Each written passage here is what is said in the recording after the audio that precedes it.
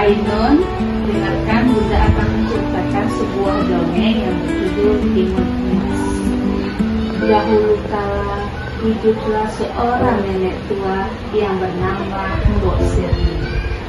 Suaminya telah lama meninggal dan ia hanya bekerja menanam sayur mayur dan menjualnya di pasar.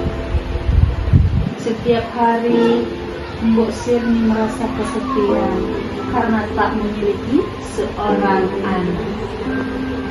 Mbok Sirni selalu berdoa kepada Yang Maha Kuasa supaya diberikan seorang anak untuk menemani hari-hari. Suatu ketika sedang berdoa, turunlah sebuah raksasa yang berwajah hijau yang bernama Buto Ijo.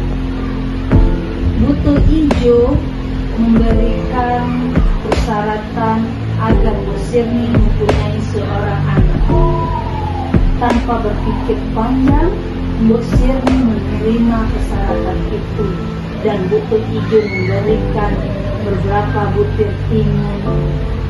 Dan Buto Ijo mengatakan kepada Mbok Sirni, di suatu buah timun itu ada yang paling besar dan warnanya emas. Suatu ketika sudah ditanam, timun itu tumbuh dan ada satu yang berwarna emas, yaitu berisi bayi yang dikasih nama timun emas oleh Mbok Sirni. Timun emas menjadi gadis yang cantik dan cerdas. Hidupnya senang bersama Mbok Sirni. Dan suatu hari datanglah Buto Ijo untuk mengambilnya. Mbok Sirni sedih sekali karena akan mengembalikan timun emas. Mbok Sirni yang tidak mau kehilangan putri kesayangannya, dia selalu berdoa untuk keselamatan timun emas. Alhamdulillah doa Mbok Sirni dijawab oleh petapa yang membawa 4 benda. Yang pertama mentimun, kedua jarum, ketiga garam dan terasi. Petapa itu memberikan benda-benda tersebut kepada mentimun dan menyuruhnya berlari ke.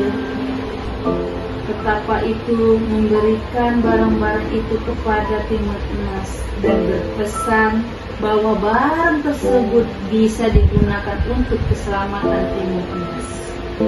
Ketika Buto Ijo datang, timun emas berlari dan Buto Ijo mengejarnya.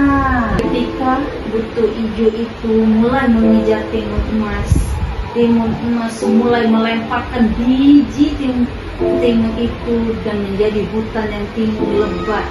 Tapi Buto Ijo berhasil melewatkannya. Setelah Buto Ijo bisa melewati hutan timun itu, timun emas menaburkan jarum dan menjadi bambu runcing yang menghadang Buto Ijo. Meskipun terluka, raksasa itu tidak menyerah. Timun emas kemudian menabur garam dan seketika berubah menjadi lautan luas. Namun Buto Ijo tetap bisa menyeberanginya.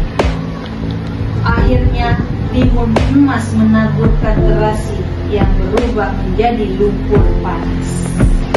Buto Ijo terperangkap dan akhirnya tenggelam di lumpur panas itu. Dengan kematian Buto Ijo, timun emas akhirnya bebas dan kembali ke rumah. Ia hidup bahagia bersama Mbok Sirni tanpa dihantui rasa takut dari raksasa itu. Dari dongeng yang Bunda ceritakan, apa yang dapat kakak ambil seperti pesan moralnya? Jangan pernah